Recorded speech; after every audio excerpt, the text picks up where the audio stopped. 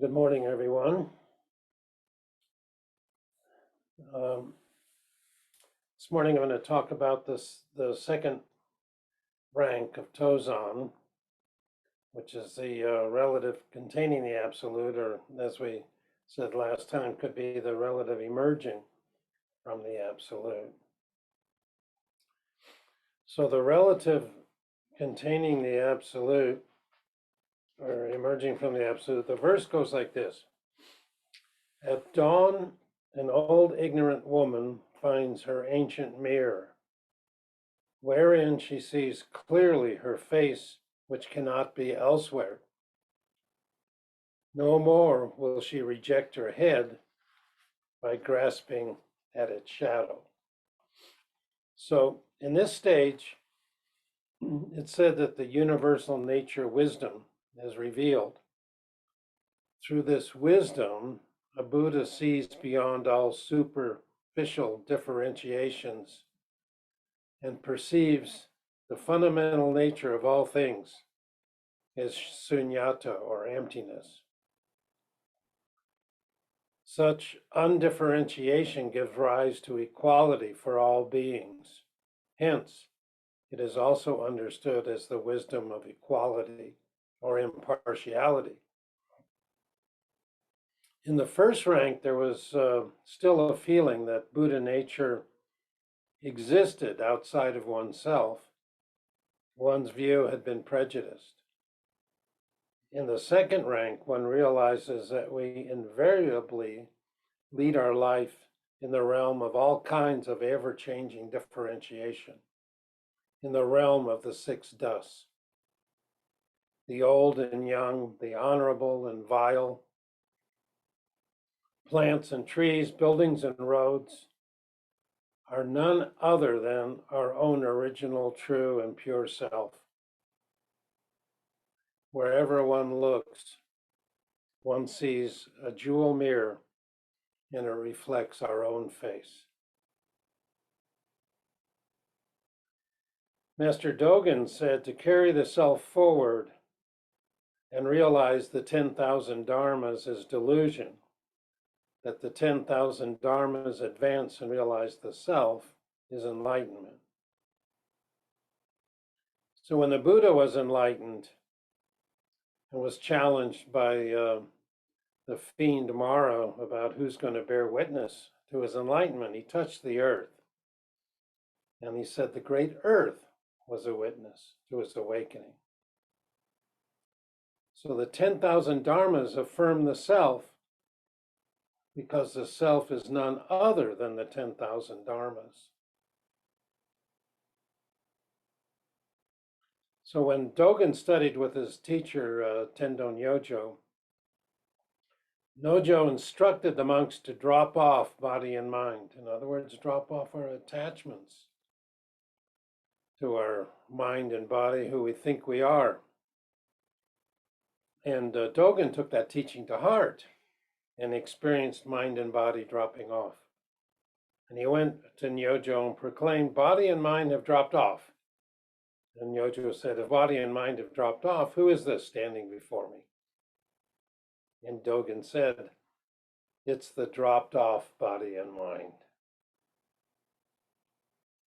So the first rank of these relative absolute 5 ranks, or they're called HenSho Goi, is the dropping off of body and mind. And the second rank is the dropped off body and mind.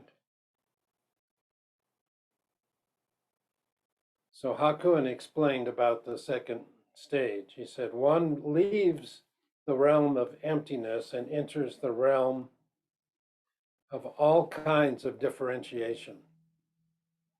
And all the differentiations are regarded as one's own original true aspect, like looking into a clear mirror and seeing one's own face in it. This is called a white horse enters the reed flowers, or snow piled in a silver bowl. When you enter this state, though you push the great white ox, it will not go away. So the great white ox, is metaphor for our true self, our true nature, our Buddha nature. In other words, it's always there. It won't go away.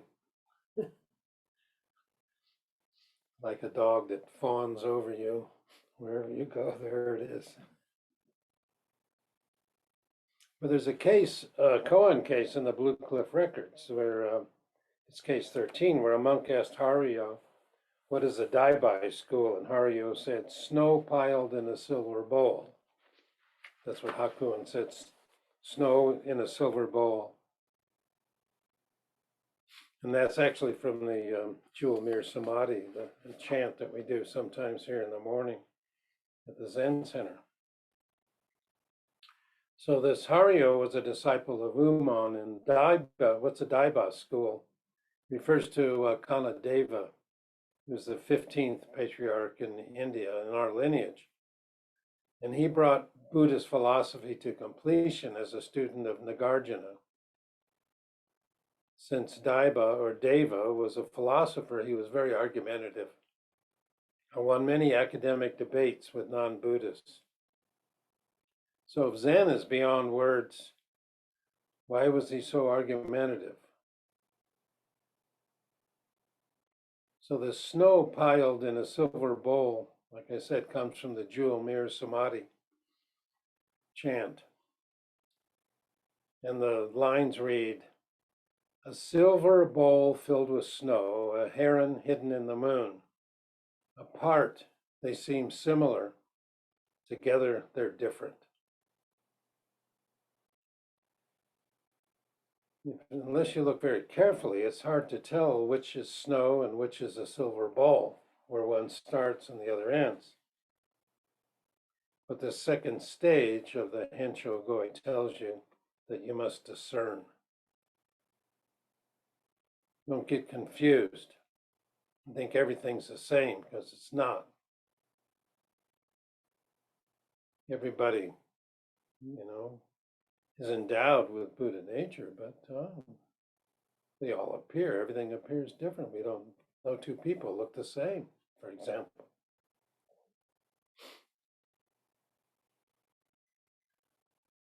So the same sentiment has appeared in a number of places.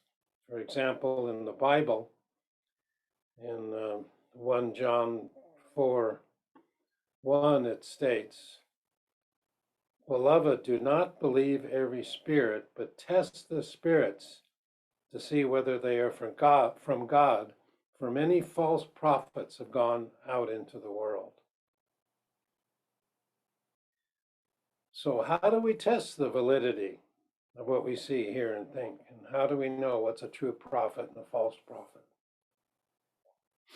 In the ceremony of Zenju Kai, when students receive the precepts, the preceptor instructs, from now on, the Tathagata Buddha, the complete enlightenment and the perfect wisdom is your great master. Do not follow misleading or false ways or people having dualistic understanding. So Tathagata Buddha, of course, is the Buddha, so the teachings of the Buddha. And your experience of awakening and seeing clearly are your great master. So don't follow false and misleading ways. Or anyone who pronounces or professes dualistic understanding. So if there's any separation at all between you and the 10,000 dharmas, it's always a false view. And these false views lead to suffering.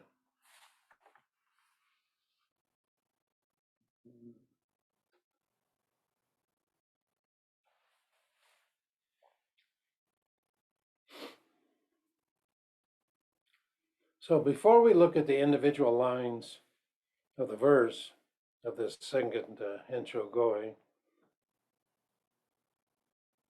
I'd like to retell the story of Enyadatta, which appears in the Suragama Sutra. I first encountered this story in the introductory talks of our ancestor Yasutani Roshi, which appeared in the Three Pillars of Zen. And this story reflects the verse that we're going to study today, and I'll explain that as we look at the lines of the verse.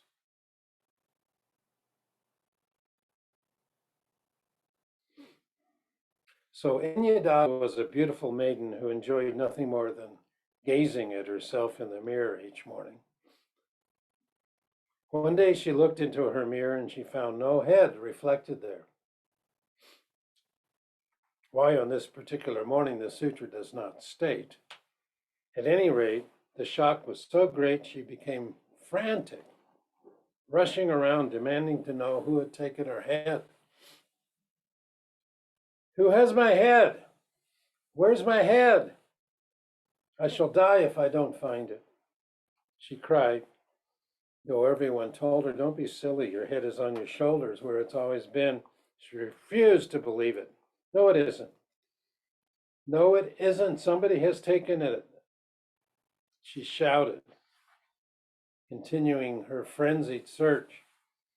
At length her friends, believing her mad, dragged her home and tied her to a pillar to prevent herself from harming herself.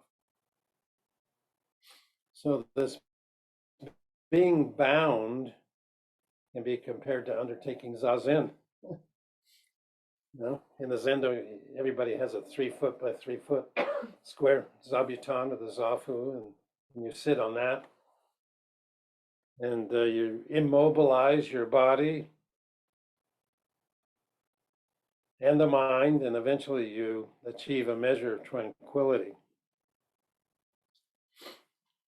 So although it's still distracted, as Enyadada's mind was, in the belief that she had no head, yet the body is now permitted from scattering its energy. Slowly, her close friends persuaded her that she had always had her head, and gradually she came to half believe it. Her subconscious mind began to accept the fact that perhaps she was deluded in thinking she had lost her head. So Enyadada's receiving the assurance of her friends can be equated with hearing the Roshi's commentaries, or teishos. Initially, these are difficult to understand, but listening carefully and attentively, the words begin to seep into your subconscious. You reach a point where you begin to think, is that really true? I wonder. It might be. Maybe. Suddenly, one of her friends gave Enyadada a terrific clout on the head, upon which, in pain and shock, she shouted, ouch! That's your head. There it is, her friend exclaimed, and immediately Enyadada saw that she had deluded herself into thinking she had lost her head, when in fact she had always had it. In this way, the sudden shock, can be of utmost value. It can come in a variety of ways. And last time we just talked about even just seeing peach blossoms fall or hearing the sound of a pebble hitting bamboo. But, in Japan, they use the kiyosaku stick and they whack the students, and so they think that can bring about self-realization.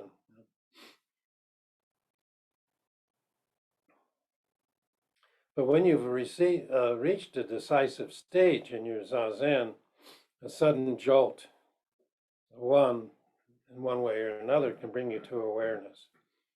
In other words, it's called a HenSho. So when this happened to Enyadada, she was so elated that she rushed around exclaiming, oh, I've got it! I have my head after all, I'm so happy. This is the rapture of HenSho. If the experience is genuine, you have trouble sleeping out of joy. Nevertheless, it's still a half-mad state. To be overjoyed at finding your head that you had from the very first is, to say the very least, odd.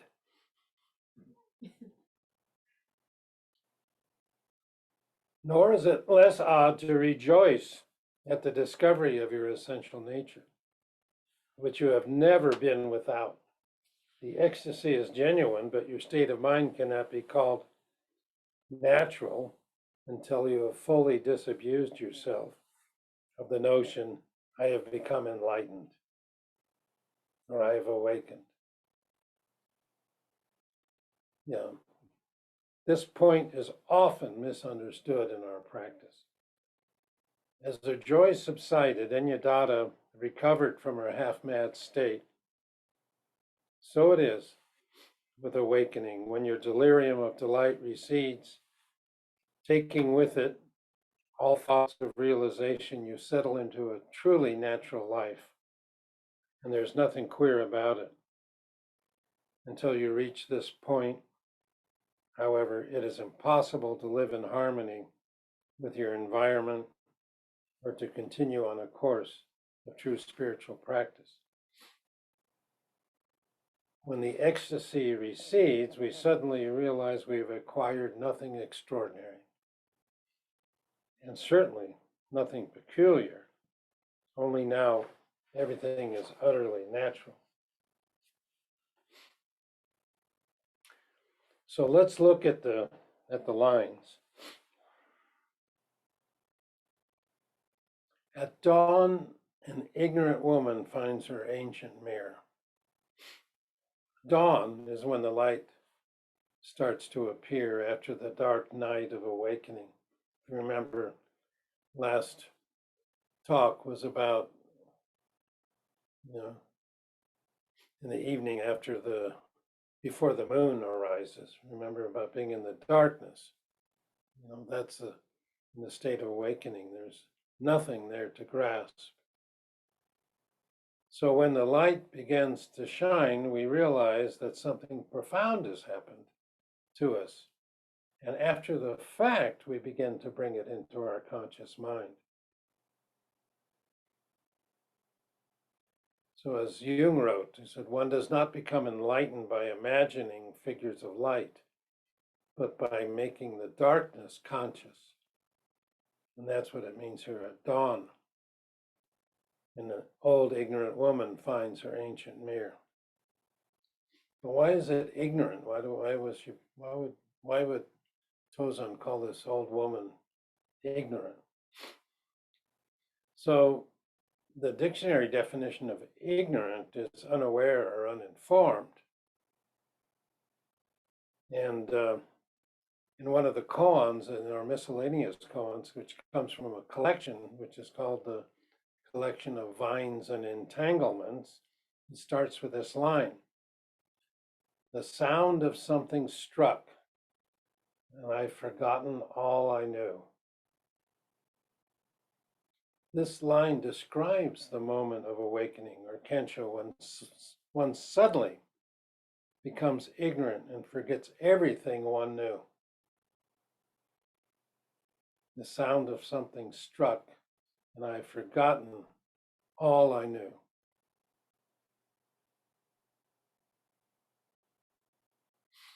In this line, ignorant is a synonym for not knowing. And not knowing is the first of the three tenets of the Zen peacemakers. It's the functioning of wisdom, which is to enter every situation in life with a mind and a heart that are totally open and without prejudgment. It means unconditioned. So how can we bring unconditional love to every event and circumstance in our life?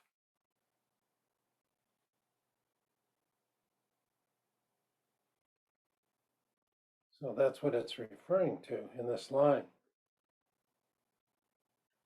So the ancient mirror has always been there, but had not been seen. It perfectly reflects everything as it is, adding nothing extra and omitting nothing. We all have our prejudices that filter all of our projections, that filter reality in order to make it palatable to us.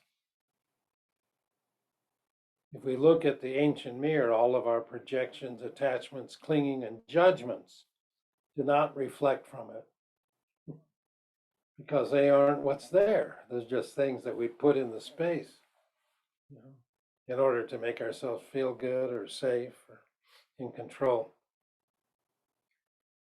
So, from the was it the story of Snow White, where the queen looked in the mirror and said, "Mirror, mirror on the wall, tell me who is the fairest one of all?" Well, the ancient mirror says the fairest one of all is everything just as it is. Everything just as it is, without adding it or taking away anything, in order to make us feel safe and secure. So at dawn, an old ignorant woman finds her ancient mirror, wherein she sees clearly her face, which cannot be elsewhere. Here in the second line, all activity is none other than Buddha nature. It is none other than her original face prior to her parents being born. You might, as I'm talking about this, you might see how the story of Ennyadatta fits in, and I'll mention a few things later.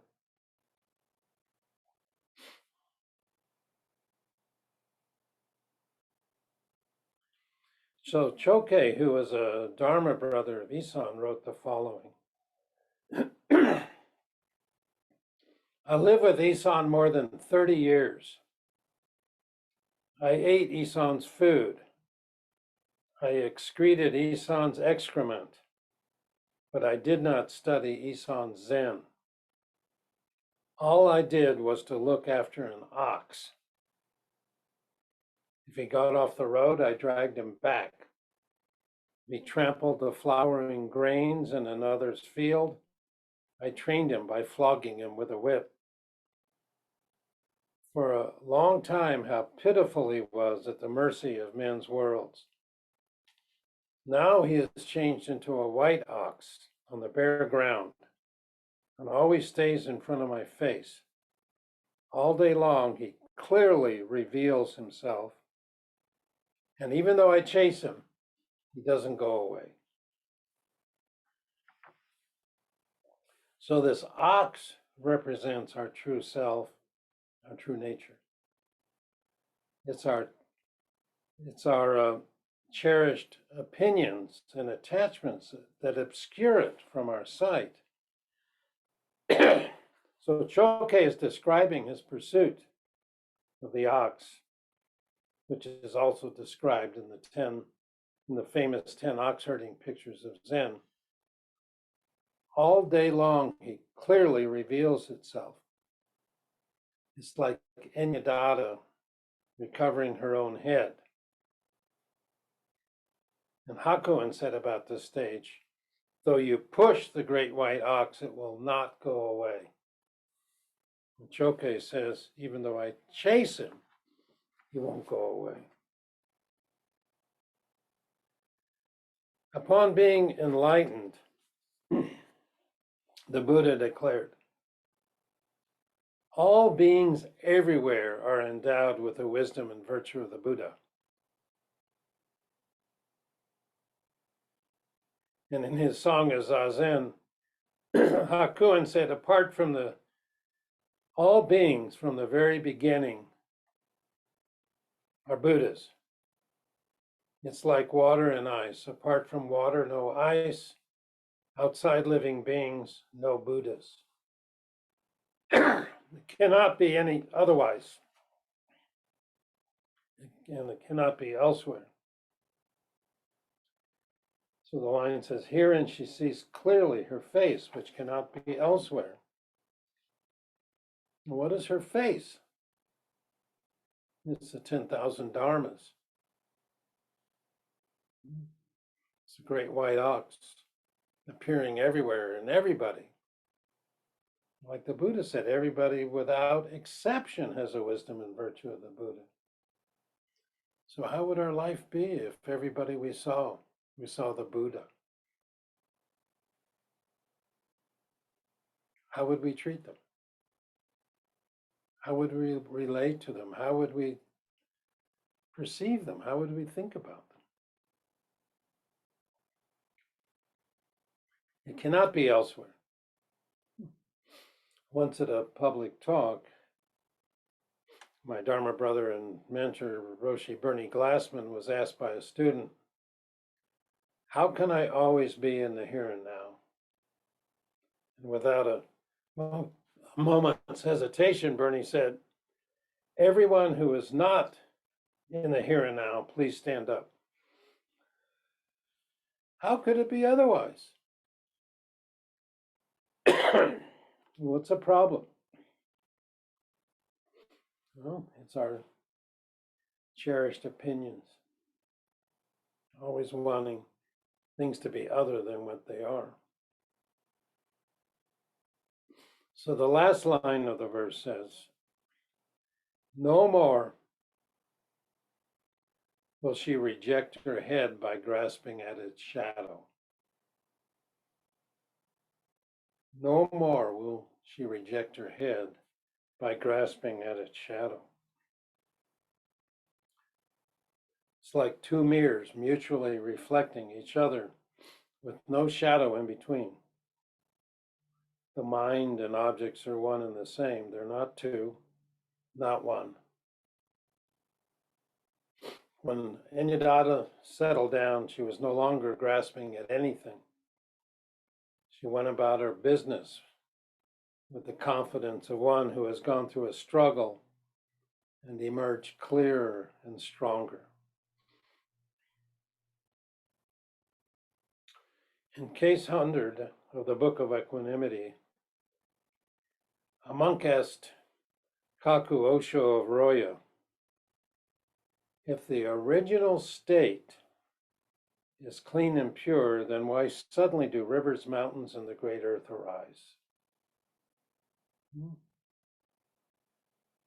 So in the first rank, the original state was clean and pure, although there was still a sense of a self that existed. But where does all of this stuff come from? I've had people ask me, I don't know why anything appears. Why isn't there just nothing? Why is there something? And Kaku replied, if the original state is clean and pure, then why suddenly do mountains, rivers, and the great earth arise?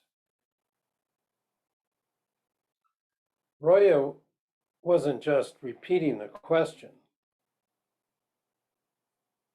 but the question was, if the original state is clean and pure, then how does it suddenly produce rivers, mountains, and the great earth? And then we say this is mounting the bandit's horse to chase the bandit. In the mouth of the monk, the words were a question. In the Roya's mouth, it was an exclamation. The original state is pure. Mountains and rivers suddenly appear.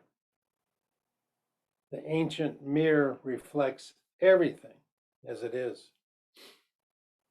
When mountains appear, mountains are reflected. When rivers appear, rivers are reflected. When the great earth appears, the great earth is reflected. When our beloved appears, our beloved is reflected. When our demons appear, our demons are reflected. So what's the problem? The problem is when painful or uncomfortable situations or feelings arise, we think they're not pure. The truth is that they're neither pure nor impure, they just are. But we interpret them in a way that fits into our worldview.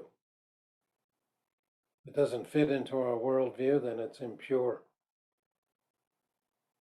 The basic problem is that one's worldview is impure. It's based on false assumptions. The fundamental assumption that we're an independent, autonomous, unique self, and we need to protect and aggrandize it at all costs. We're willing to maintain our worldview even at the expense of our happiness, our well-being, our health, our sanity, our peace. We'd rather criticize someone else to maintain our worldview than to open our heart and include them in it.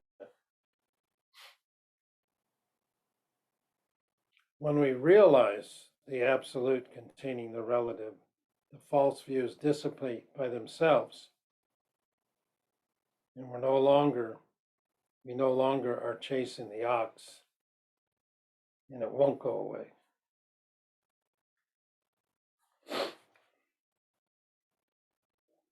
But if one remains here, one doesn't understand the causal conditions for Buddhahood. So what's missing? Hakuin says that understanding of causation and wisdom that comprehends the unobstructed interpenetration of the manifold dharmas is missing, and that'll be the next stage, the third stage. We'll talk about that next time.